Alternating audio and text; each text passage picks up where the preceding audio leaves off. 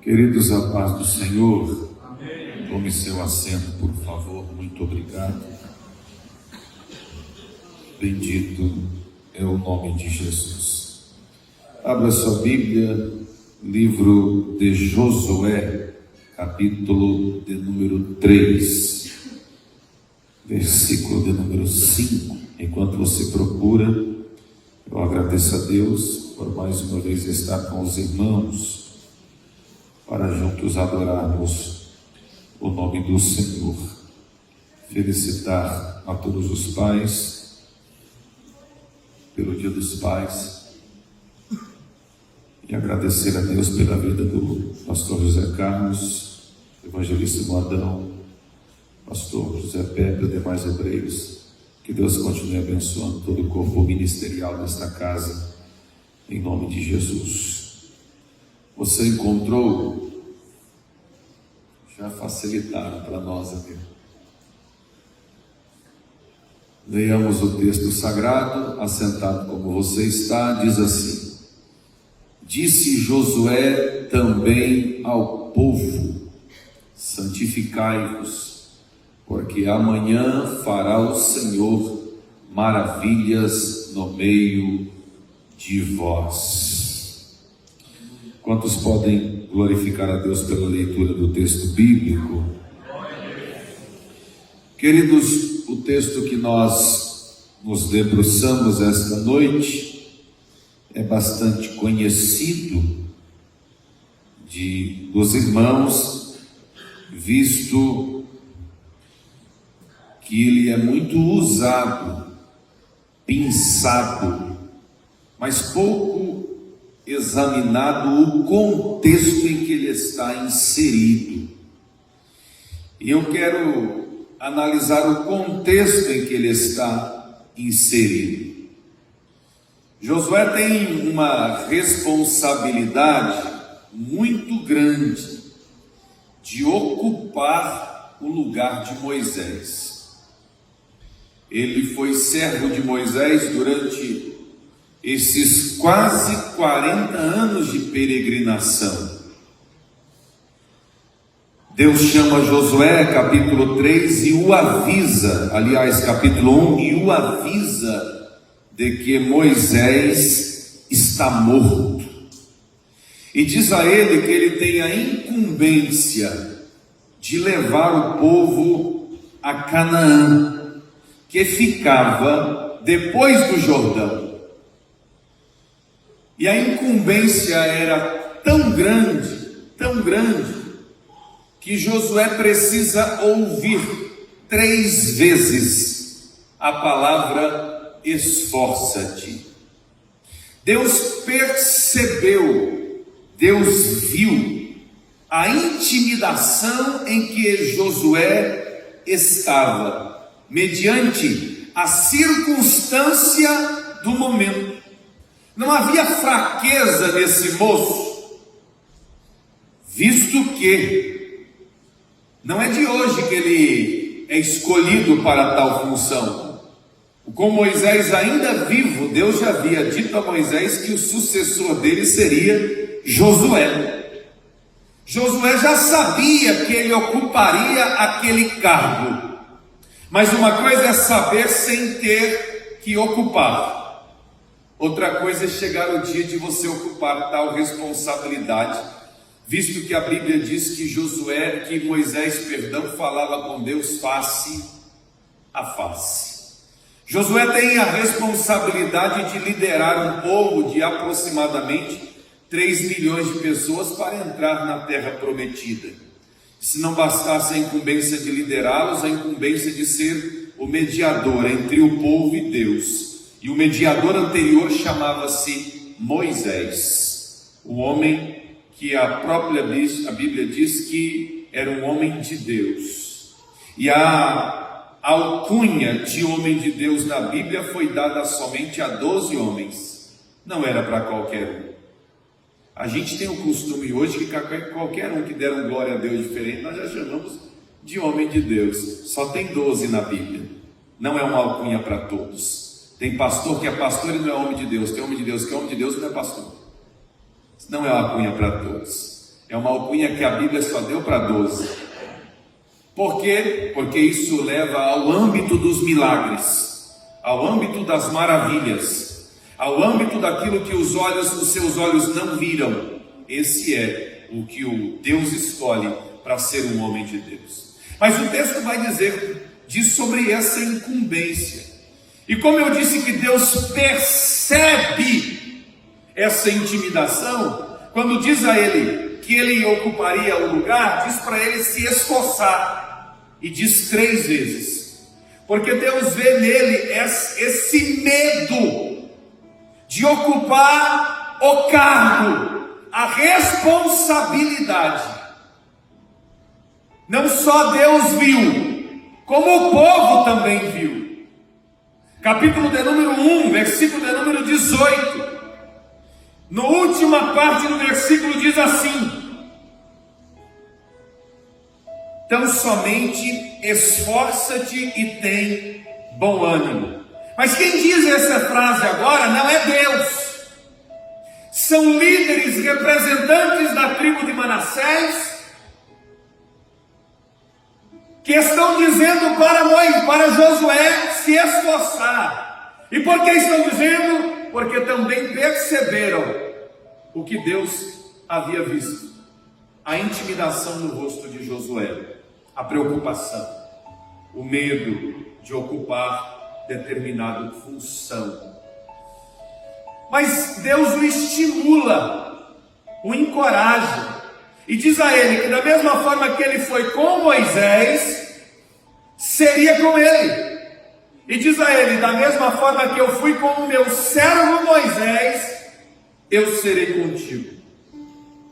Ele fica encorajado, ele fica animado. Então ele convoca o povo a jejuar. Versículo de número 11.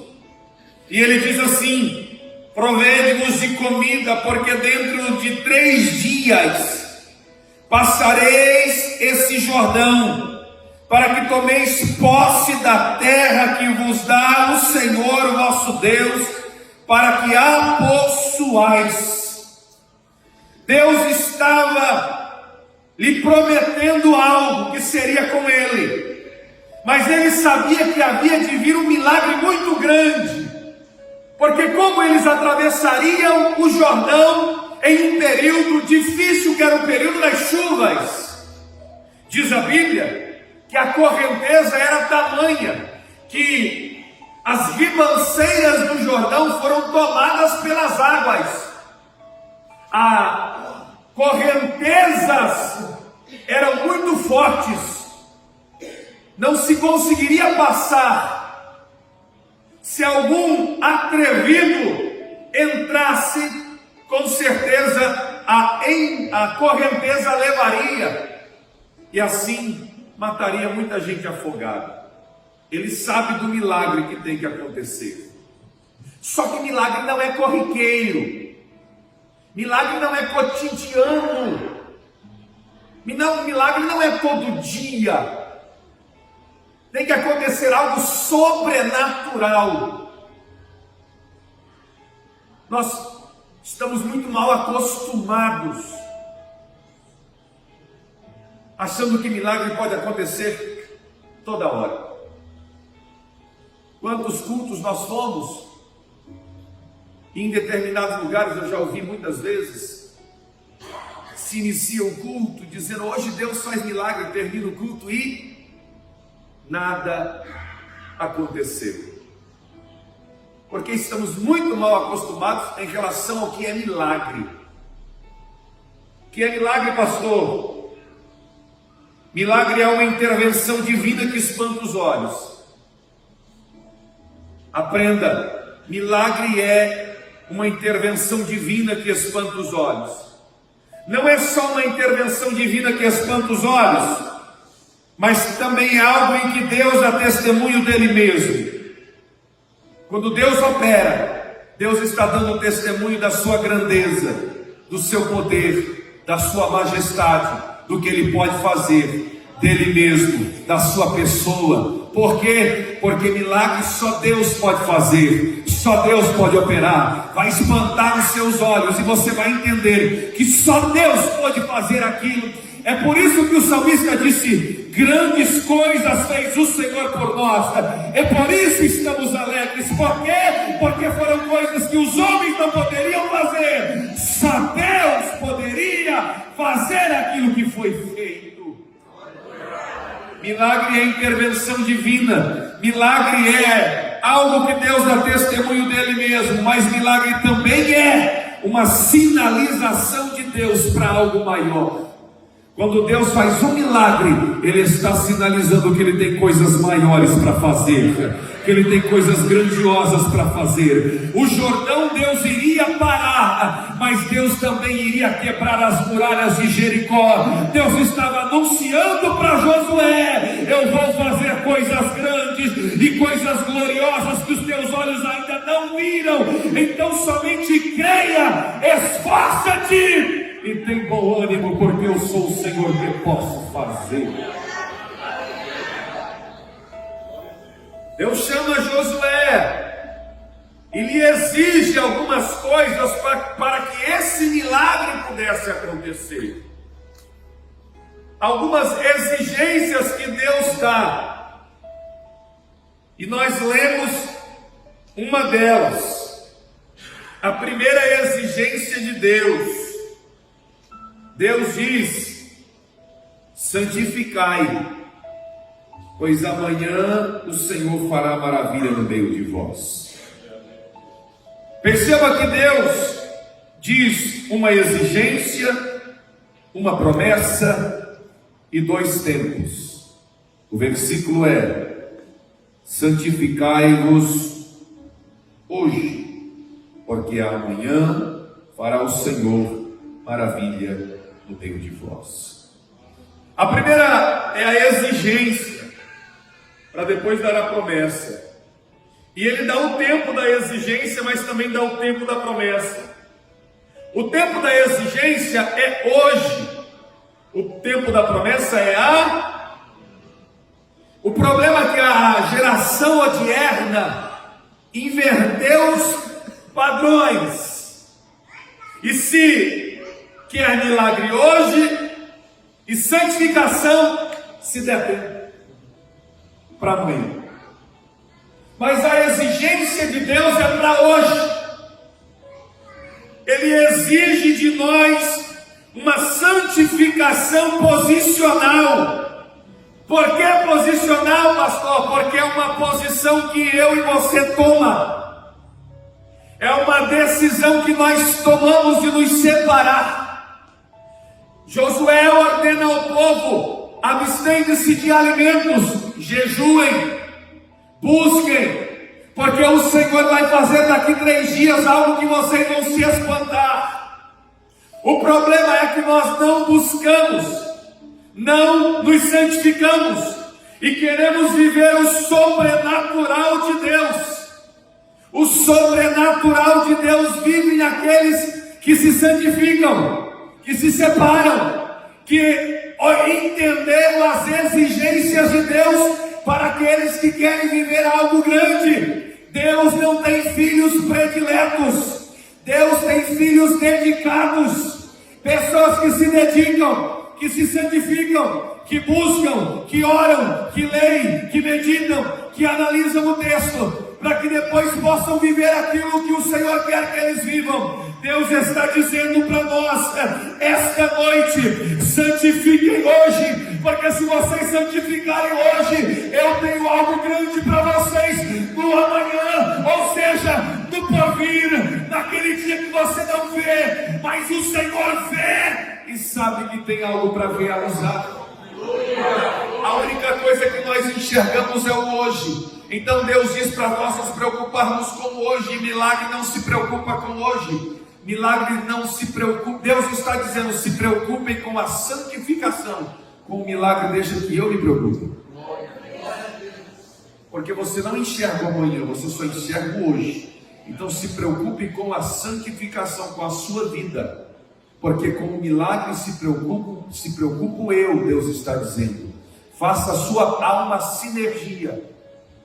Santificação, embora seja algo do Espírito, há uma sinergia. Pastor, o que é sinergia? É onde os dois lados trabalham simultaneamente.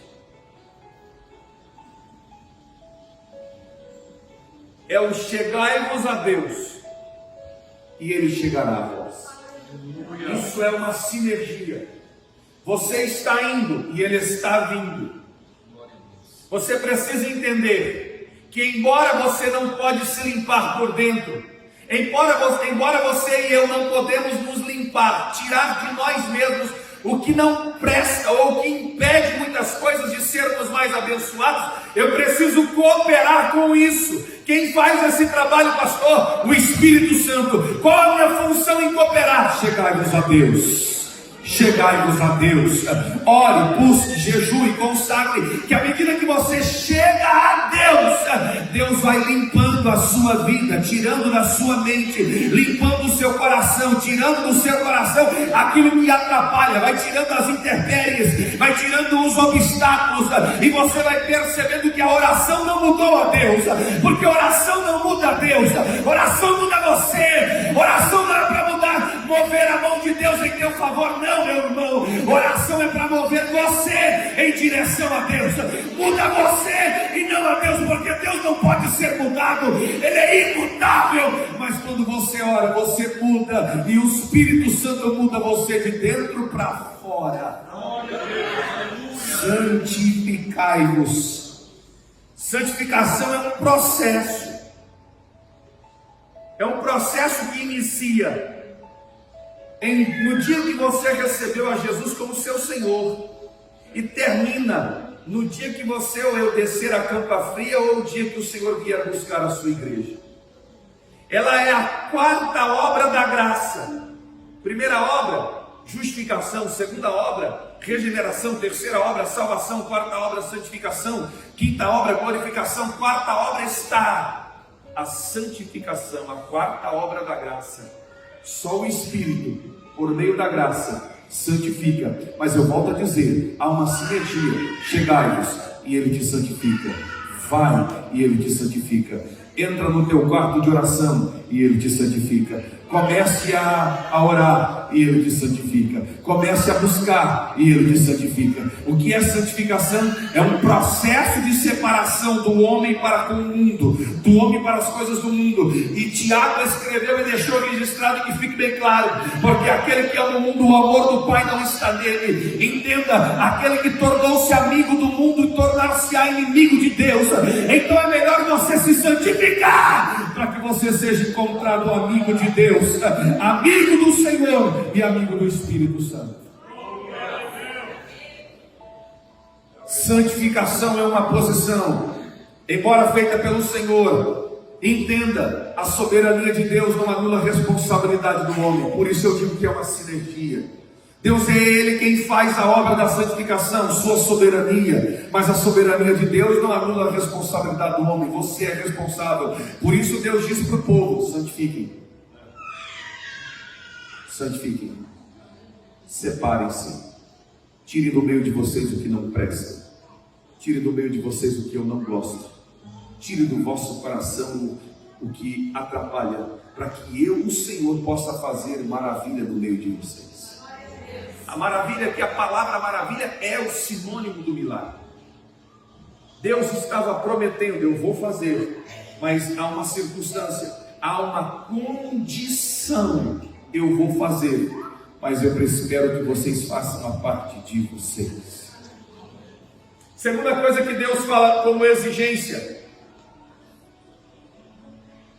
está no versículo de número 3. E ordenaram ao povo, dizendo: quando virdes a arca do concerto do Senhor vosso Deus, que os sacerdotes e levitas a levam, parti vós também do vosso lugar e seguia. Segunda ordem era que a arca da aliança fosse levada em direção ao rio, em frente ao povo.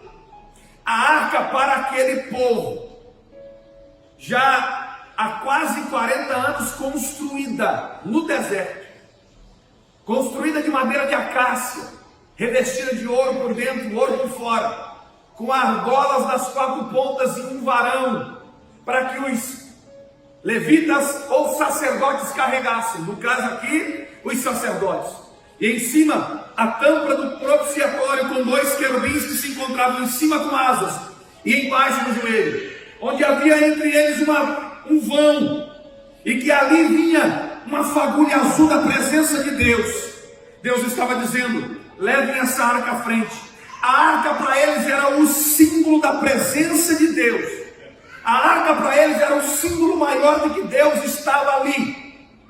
Sabe o que Deus estava dizendo e ordenando e exigindo? A minha presença precisa estar na frente de vocês. A minha presença precisa estar guiando vocês. Milagre não existe milagre para quem não tem a presença de Deus. Por que, pastor? Porque a direção era dada pela presença de Deus. Olha o que diz a Bíblia. Diz assim: para que saibais pelo qual, versículo 4, haja contudo distância entre vós e ela. Parte B, para que saibais o caminho pela qual haveis de ir, porquanto por este caminho nunca passastes antes. Deus está dizendo: vocês nunca passaram por esse caminho, nem sabem por onde devem andar.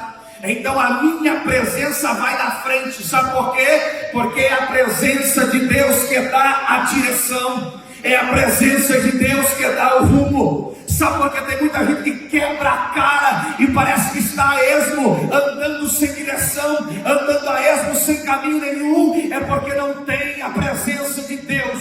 Porque quem tem a presença de Deus sabe para onde está indo, sabe a direção que tem que tomar. Sabe por quê? Isaías 30:21 diz assim: eu ouço uma voz atrás de mim dizendo: este é o caminho, andai nele. Quem tem o Espírito de Deus é direcionado.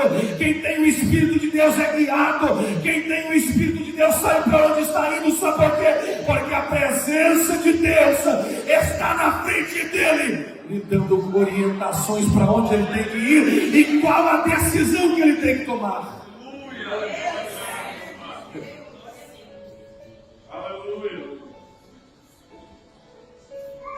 Há 1 ano e meio atrás,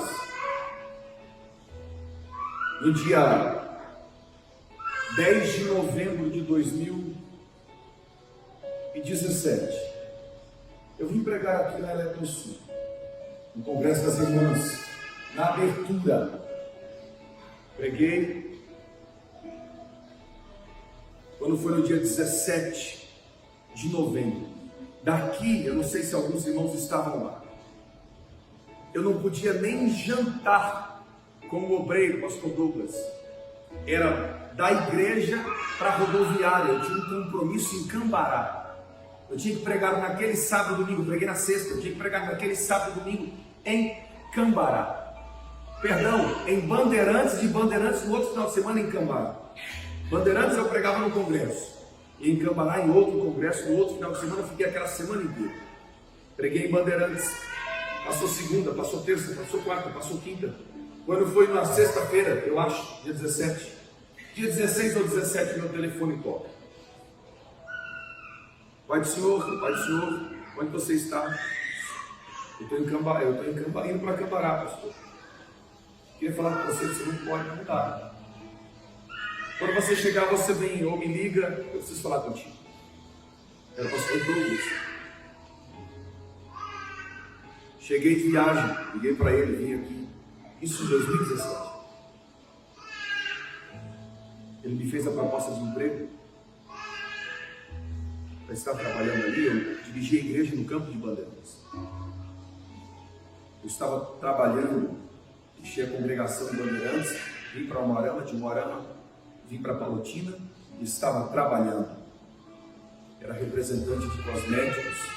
Peguei uma linha e abri toda a linha naquela região de Palotina. Não havia aquela marca, eu abri a linha.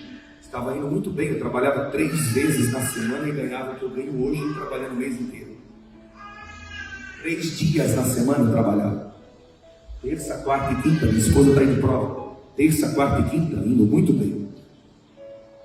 Quando veio a proposta, e naquela mesma semana da proposta aqui, veio a proposta como que é o nome do negócio? Odonto, não sei o quê.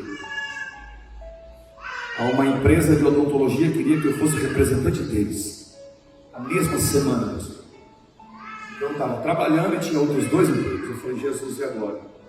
E confesso aos senhores, e um dos meus líderes não viria para Ibaté. Por que não? Porque me prenderia nas minhas agendas. Eu sabia disso. Mas quem tem o Espírito de Deus, Deus direciona. Eu dormi. Eu não sou de sonhar. Não sou. Naquela noite eu sonhei. Falei, Jesus, e agora? Eu tinha um tempo para dar a resposta para o pastor Douglas. Eu sonhei. Deus me mostrava uma geladeira. Eu abri a geladeira com fome. Eu tinha fome. E vinha 2 pratos. Um muito bonito. Muito bonito. E eu ia nele. Quando eu fui pegar, uma voz gritava, não pegue, está podre por dentro, como aquele mais simples. E fui no mais simples. E eu não entendi, falei, Jesus, me dá um sinal. O rapaz da Odonto veio na minha casa. No dia que ele chegou na minha casa, num dia pela manhã, 8h30 da manhã, para poder me fazer a proposta. Quando ele estaciona o carro, antes dele sair do carro, entra um irmão que nunca foi na minha casa. Nunca foi na minha casa. Ele chega, eu falei, entra, irmão. Ele entrou, eu vim orar por você. Eu disse, por quê? Eu vim orar por você porque Deus mandou aqui, porque você vai tomar uma decisão e é de emprego. E eu preciso orar por você. Eu falei assim, aquele que está descendo daquele outro carro é um. Ele disse assim, então saiba escolher, porque se você não souber escolher, você vai passar fome. Eu precisava de um sinal. Uma empresa enorme de odontologia. Peguei minha filha, no dia que eu tinha que fazer entrevista onde é a sede deles. A Ana foi comigo. A Ana lembra disso. Peguei o carro, fui para perto de Foz do Iguaçu, onde é a empresa. Se eles me levaram para fazer entrevista, algumas coisas aconteceram e eu percebi que não era aquilo que Deus queria para mim. Não preciso dizer o que aconteceu no momento, mas eu percebi, eu vi que Deus não queria aquilo para mim, mas o meu coração ia para lá, porque eu poderia trabalhar de segunda a sexta, ficar com o final de semana livre e ganhar R$8.000. Mas Deus não me queria lá. E por que o senhor está contando isso, pastor? Porque o Espírito de Deus me diz que existe alguém que precisa tomar uma decisão muito grande. E entenda, nem tudo que é grande aos seus olhos é aquilo que Deus quer para você no momento.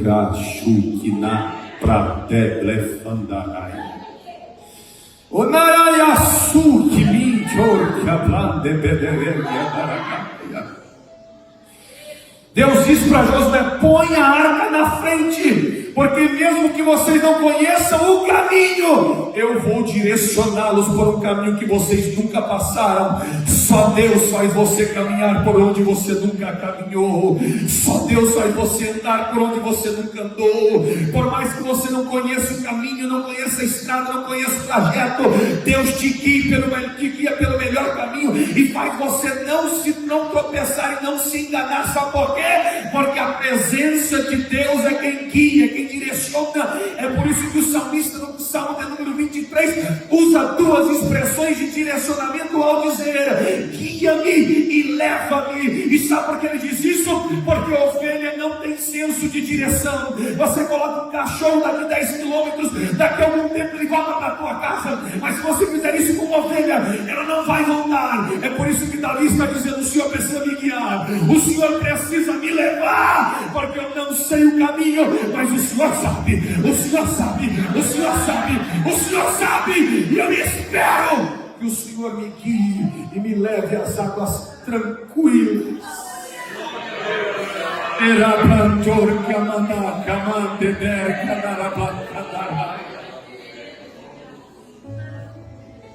Sabe por que a presença de Deus tinha que ir na frente? Porque a presença de Deus é a garantia do milagre.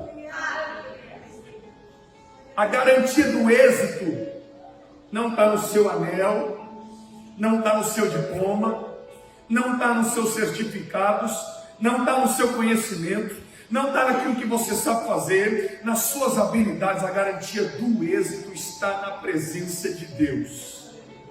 Olhe para mim, Êxodo 33 revela isso. Moisés já havia experimentado muita coisa de Deus. 10 maravilhas no Egito. O mar vermelho se abriu. Águas em Mara, 3 dias depois, tornaram-se potáveis. Codornas caíam do alto. Maná caía do alto. A roupa não envelhecia no corpo. Sinais e mais sinais do milagre de Deus. Mas Moisés chega para Deus e diz: Deus, se a tua presença não for comigo, eu não saio daqui. Porque eu posso até sair, eu só vou chegar se a tua presença for comigo. Eu só vou chegar se a tua presença for comigo. Eu só vou chegar se a tua presença for comigo. Ei, a garantia do êxito está na presença de Deus. A garantia de tudo está na presença de Deus. Pode ser simples, pequeno, mas se tem a presença de Deus, pode ficar tranquilo. Vai ter êxito, será bem sucedido, porque o que garante tudo isso é a presença de Deus em qualquer projeto feito pelo homem.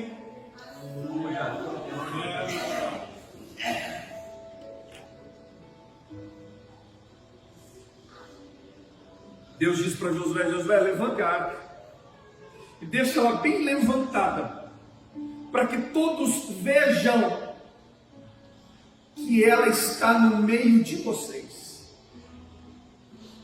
E a arca levantada era um sinal. Versículo número 10. Disse mais Josué: nisto conhecereis que o Deus vivo está no meio de vós. Ela levantada era um sinal para o povo: Deus está no meio. Deus está no meio de vocês. E quando Deus está no meio, meu irmão, nada pode ser abalado, nada foge do controle de Deus. Foge do nosso controle, mas não foge do controle de Deus. Quando Ele está no meio, quando Ele está no meio, quando Ele está, nós estamos confiando naquilo que Ele prometeu, nada foge do controle dEle. Terceira exigência, para encerrar. Deus diz para Josué: Josué, santifiquem, carreguem a arca, e quando os sacerdotes chegarem na beira do Jordão, irmão, aqui tem, eu não sei se tem corredeira aqui, eu acho que não. Mas onde eu morava lá em Bandeirantes, dirigi a congregação. Primeiro eu saí daqui para ir para Itambaracá. Você fala 3 vezes rapidinho, Itambaracá, e baseado na expressão na hora. Itambaracá era o nome da cidade onde eu fui pastorear. E era 9 quilômetros do Paranapanema. E alguns quilômetros do Rio Cinzo. E tinha um irmão que gostava muito de pescar e juntou eu com ele, pronto. Aí nós íamos de madrugada para a corredeira bater tarrafa. Eu não sei se você já andou na corredeira. Corredeira você não anda com o pé levantado. Você não levanta o pé para andar na corredeira. Você só levanta o suficiente para ele sair do chão. É, não é? Porque se a água for muito forte, do jeito que você levanta, ele leva a tua perna, você já cai, já perdeu o equilíbrio, já era. A Bíblia diz que a correnteza era muito grande, de modo que as ribanceiras do rio tinham se enchido de água, E quem está carregando a arca tem uma palavra. E a palavra liberada para eles é: entrem até o pé molhar. Agora tente você se colocar no lugar desses homens. Olhe para mim, coloque-se no lugar deles. Você não tem amparo, suas mãos estão ocupadas com uma caixa, e a ordem para você é: caminhe. E você está olhando para o rio forte e vai estar pensando: não vai dar bom isso, essa água vai levar. Mas tem uma palavra que diz: entra, molha o pé. Mas o teu coração está com medo, e é natural ter medo, ser humano. Deus liberou uma palavra para você que vai dar certo, mas você olha para a situação e diz: não vai dar, isso não vai dar bom. Deus liberou uma palavra para você que vai fazer, mas você olha para a circunstância e diz assim: isso não vai dar certo. Como é que vai ser isso, Deus? Deus falou para você que te levantaria para ser um pregador, e você fala: meu Deus, com medo até de 10 pessoas, quando vai pregar para 50, 100, 1000. Você olha para a circunstância e se atemoriza. E se você se atemoriza, esses homens também se atemorizaram. Mas eles precisam confiar na palavra liberada, e a palavra é: entre. E o texto diz, versículo de número 15: e quando os que levavam a arca chegaram até o Jordão, e os pés dos que levavam a arca se molharam. Deus não fez parar antes, para dar confiança naquele que vai. Isso é interessante, porque Deus podia fazer a turbulência parar antes, né? Deus poderia fazer o problema cessar antes e você entrar no meio. Deus poderia fazer tudo se acalmar. Ele disse que acalmaria, então por que Ele não fez antes? Não. Ele espera que você confie na palavra dele sobre você, que diz: entra, porque eu vou fazer parar a matéria. Então eles precisam molhar os pés. E aí a exigência é: entre. E quando eles entram, não tem amparo. Porque se está com as mãos livres, você vai procurando amparo. Você vai entrando, mas vai procurando uma pedra para segurar. Vai já entrando já com as mãos prontas, mas está com as mãos segurando a arca. E glória a Deus porque seguravam a arca. Porque o teu amparo não está na tua mão, o teu amparo está naquilo que você carrega, a presença de Deus. O teu amparo não está na sua força, o teu amparo não está naquilo que você possui, está naquilo que você tem dentro de você, a presença de Deus. A presença de Deus é o teu amparo, a presença de Deus é a tua ajuda, a presença de Deus é o teu refúgio. Por isso Salomão escreveu: torre forte é o nome do Senhor, é a tua ajuda, é o teu auxílio, é o teu amparo, é o teu escudo, é o teu broquel. Nada pode com a tua vida se você estiver com a presença de Deus ao seu lado. Entre, confiado na palavra. Olhe para mim, confiado na palavra. É por isso que eu gosto de Ana. Ela está lá no campo orando, balbuciando os lados. Chega o Eli, já meio mais para lá do que para cá. Não estava muito crente, você conhece a história. Fala para ela que ela está embriagada. Ele mesmo não estando muito crente, libera uma palavra para ela. E a palavra que ele libera para ela é: vai-te em paz, e o Deus de paz conceda o que o teu coração deseja. Aleluia. Ela não tem nada, ela só tem uma palavra. Versículo 18: levantou, comeu, e o seu semblante já não era mais triste. A palavra que o profeta liberou, o sacerdote, aliás, liberou, mudou a vida da mulher. Não importa quem liberou, veio de Deus. E se veio de Deus, ela abraçou. Ela só tem uma palavra. Versículo 19. E Ana levanta-se de madrugada, adora o Senhor e volta para Ramá. Ela vai adorar pelo algo que ela não tem. Por quê? Ela tem uma palavra. A palavra é: Deus vai conceder o que eu quero. Deus vai me dar o que eu quero. E se Deus vai me dar o que eu quero, eu já vou agradecer agora. E diz o texto no versículo 20. Quando chegou em casa, coabitou com seu marido. E o Senhor se lembrou de Ana, porque ela abraçou a palavra. Se a palavra está sendo liberada hoje, confie nela, confie nela, confie nela, confie nela, que você vai prosperar. Segundo a Crônicas, crede nos meus profetas e prosperareis. Confie nela, que você vai prosperar.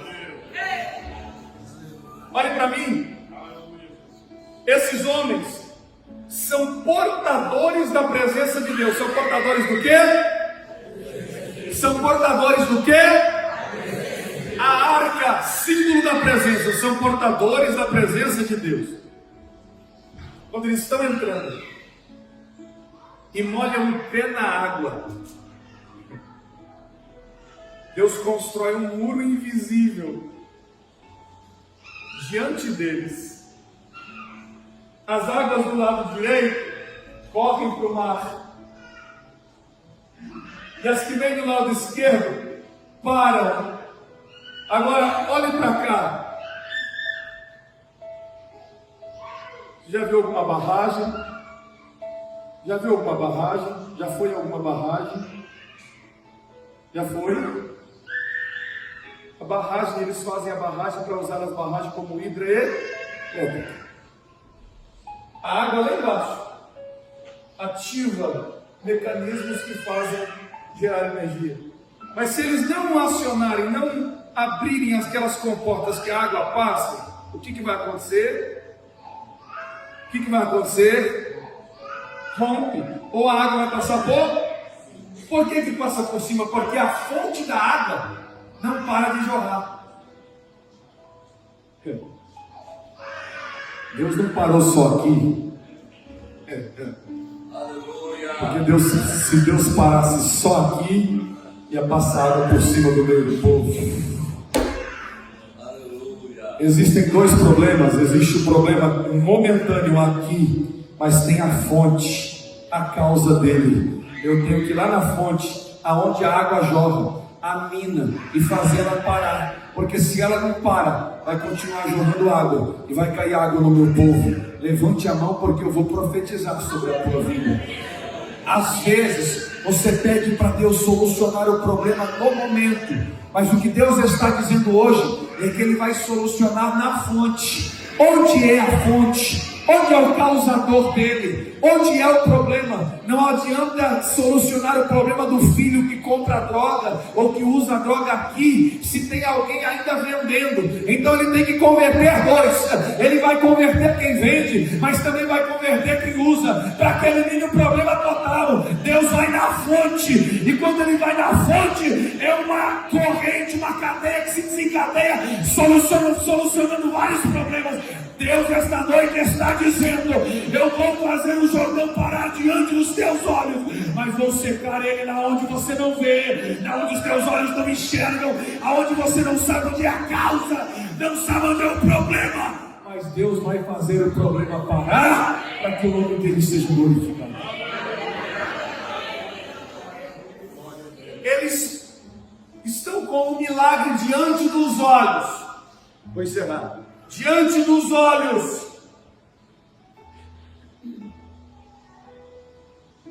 O rio para instantaneamente. E sabe por que para? Olhe para mim. Quando eles chegam no rio e colocam o pé na água, nenhum desses homens disse receba. Nenhum desses homens diz eu ordeno. Nenhum desses homens diz eu decreto. Nenhum desses homens disse eu determino. Nenhum desses homens disse abra-te. Nenhum desses homens disse em nome do Deus Jeová. Não teve nenhuma palavra de ordem. E sabe por que não teve palavra de ordem? Porque dificuldades da vida não respeitam palavras de ordem. respeitam homens obedientes que portam a presença de Deus. Vivemos um tempo de inúmeros sacrifícios. Inúmeros.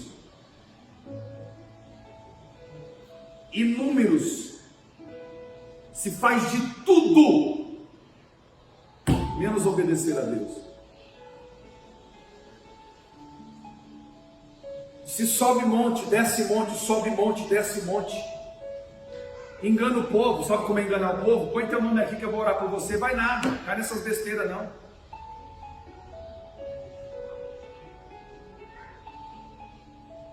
Não torna público o que Jesus disse que era oculto. Porque quem sabe que isso é oculto nunca vai tornar isso público. Jesus disse que era oculto. Entra no teu, fecha lá, e o teu pai te vê, hein? Jesus disse que era oculto, não disse que era público. Mas tem gente fazendo do oculto público. E quem faz do oculto público não tem vida de oração. Eles não dizem palavra de ordem, somente obedecem a palavra liberada. Entra. Quer ver as coisas mudarem, meu irmão? Obedeça a Deus. Quer ver as coisas mudarem na tua vida? Obedeça a Deus. Obedeça hoje, obedeça amanhã, obedeça depois. Honre a Deus em qualquer lugar. Seja crente em qualquer lugar. Mostre a tua fé em qualquer lugar. Fale do teu Deus em qualquer lugar. Mostre a fé que você tem no teu coração e o amor que você tem por Ele em qualquer lugar. Que você vai ver Deus mudar a tua vida, a tua história, a tua casa. Porque os problemas respeitam homens obedientes que portem a presença de Deus. Não respeita teu título, não respeita teu cargo, não respeita teu diploma, não respeita teu anel, as várias línguas que você sabe falar. Respeita a tua obediência e a presença de Deus que está na tua vida. Quando os obedientes entraram portando a presença de Deus, o rio teve que parar, o rio teve que estancar, porque eles não podem suportar homens que carreguem a presença de Deus no peito e que obedeçam na sua palavra. Não podem suportar, o diabo não suporta homens obedientes que carreguem no peito, na alma e no espírito a presença de Deus. Ele não pode suportar homens e mulheres assim.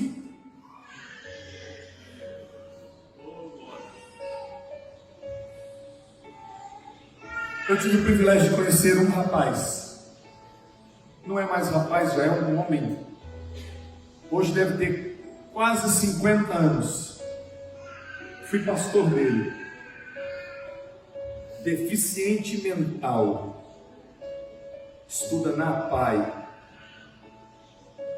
Em uma quinta-feira, eu na área da casa pastoral em Maripá. Telefone toca. Pastor Luiz Carlos Firmino da Silva, conhecido de quase todos. Alexandre, você pode pregar no meu lugar amanhã na casa do pastor? Eu disse, posso. A inauguração da casa dele, disse, posso. Esse moço estava na minha frente. Quando o telefone tocou, eu disse, fulano, vamos comigo para Palotina, eu vou pregar lá. E ele deu um salto na cabeça e isso não é hoje, não, é amanhã. Amanhã você vai. Pega a tua roupa. Amanhã você traz a roupa, toma banho, mas traz a roupa, eu vou te trocar aqui. Ele vinha sempre mal acabadinho e eu falei, vou trocar ele. Ele trouxe a roupa no outro dia. No horário que eu combinei, estava bem antes, uns 20 minutos antes do horário combinado. Trouxe a roupa, troquei ele. Fomos para o trabalho, preguei, na volta eu disse, irmão, ele entendia o que a gente falava. Você já pregou? Não, não, pregar eu não prego, eu entendia tudo que ele falava. Você já, se orar na igreja, você ora? Orar eu oro. Ele orava fazia mais de 15 anos, às 3 da manhã, com a mãe dele. Isso há mais de 15 anos, naquele tempo, 2011. Que domingo eu vou pregar e você vai orar para eu pregar. Tranquilo? Oh. Chegou domingo, eu não dirigia tudo, pastor Pepe. Sempre colocou o obreiro para dirigir, é costume meu. O obreiro dirigiu tudo, colocou alguém para orar. Peguei o microfone e disse: irmão, não é invalidando a oração do irmão, mas eu combinei com o irmão dele orar. Vem cá. Ele pegou o microfone e ficou assim para mim. E eu falei: ora, ele começa. Aí eu comecei a orar: Senhor Deus, meu Pai, e ele ananã, ananã, ananã, ananã, ananã, ananã, ananã, ananã, e ananã, e ananã, e ninguém entendia nada. Mas a igreja foi sendo tomada por uma glória que eu nunca vi até hoje. A igreja não entendia, mas aquele a quem ele portava no peito entendia tudo que ele falava. Portadores da presença de Deus. O Jordão não respeita o teu título, meu irmão. O Jordão não respeita as tuas habilidades, meu irmão. O Jordão não respeita o que você sabe fazer, meu irmão, mas ele respeita a presença que você carrega no peito. Ele respeita os portadores da presença de Deus. Quando o rio portadores da presença, ele para, porque os portadores da presença atraem o milagre para perto deles. Cadê os portadores? Só os portadores. Só os portadores da presença de Deus. Eles param no meio do Jordão. Se coloque de pé em nome de Jesus. Eles param no meio do Jordão. E sabe o que eles fazem? Eles dizem assim: passem. Ei, olha aqui. Tem uma lição aqui. Passem. 12 homens parados no meio, para uma multidão passar. Olha aqui. Você que diz carregar a presença de Deus, se a presença de Deus que você diz que carrega não te faz suportar alguém passar na tua frente, você carrega tudo, menos a presença de Deus. Porque quem tem a presença de Deus tem o prazer de dizer: pode passar, depois eu vou. Pode passar, depois eu chego. Eu fui chamado para te ajudar, passa. Glória a Deus. Eu fui chamado para segurar as pontas para você passar, passa. Mas é uma competição medonha. Mas é uma competição que vem do quinto dos infernos, menos da presença de Deus. Porque quem tem a presença não tem competição. Ele sabe que ele está só abrindo a porta para alguém que vai passar. Pode passar, porque depois eu vou. Pode passar, depois eu vou. Passa! Orebla sumicana sideria. Erabashuri mikandaraia.